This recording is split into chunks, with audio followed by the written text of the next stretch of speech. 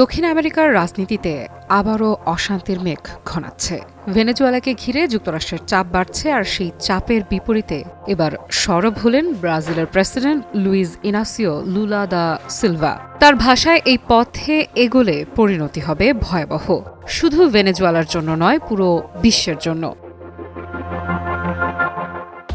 ভেনেজুয়েলার বিরুদ্ধে যুক্তরাষ্ট্রের ক্রমবর্ধমান রাজনৈতিক ও সামরিক তৎপরতা একটি মানবিক বিপর্যয় ডেকে আনতে পারে বলে সরাসরি সতর্ক করেছেন লুলা। তিনি স্পষ্ট করে বলেছেন, কোনো ধরনের সশস্ত্র হস্তক্ষেপ আন্তর্জাতিক অঙ্গনে এমন এক বিপজ্জনক নজির স্থাপন করবে যা ভবিষ্যতে আরও সংঘাতের দরজা খুলে দেবে।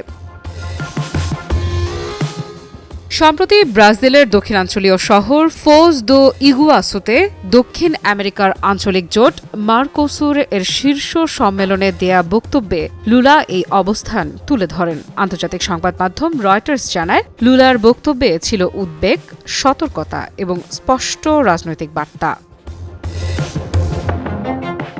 লুলা বলেন, ভেনেজুয়েলার সামরিক হস্তক্ষেপ মানেই শুধু একটি দেশের ভেতরের সংকট নয়, এটি এমন এক পরিস্থিতি তৈরি করবে যেখানে সাধারণ মানুষের জীবন বিপন্ন হবে, রাষ্ট্রীয় কাঠামো ভেঙে পড়বে এবং গোটা অঞ্চলের স্থিতিশীলতা হুমকির মুখে পড়বে।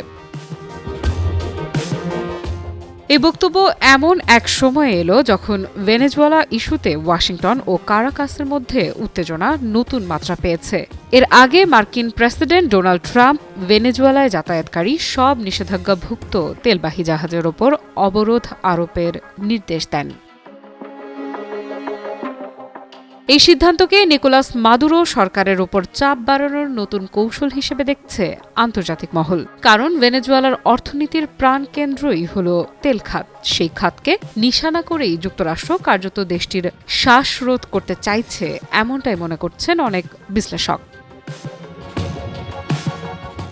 লুলা তার বক্তব্যে ইতিহাসের দিকেও ফিরে তাকান। তিনি স্মরণ করিয়ে দেন, ফোক্সল্যান্ডস যুদ্ধের 4 দশকের বেশি সময় পর দক্ষিণ আমেরিকা আবারও বাইরের কোনো শক্তির সামরিক হস্তক্ষেপের আশঙ্কা অনুভব করছে। তার ভাষায়, দক্ষিণ আমেরিকা যেন আবার সেই পুরনো ভূতের ছায়ায় ঢুকে পড়ছে, যেখানে এই অঞ্চলের বাইরের শক্তি এসে শান্তি, সার্বভৌমত্ব ও স্থিতিশীলতাকে প্রশ্নবিদ্ধ করে।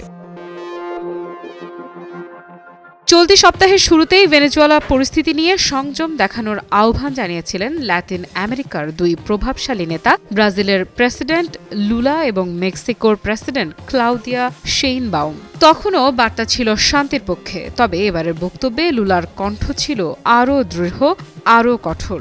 তিনি যেন স্পষ্ট করে জানিয়ে দিলেন, এই অঞ্চলে যুদ্ধ নয়, দরকার সংলাপ। আফ্রিদা ইফরাত, নিউজ 24।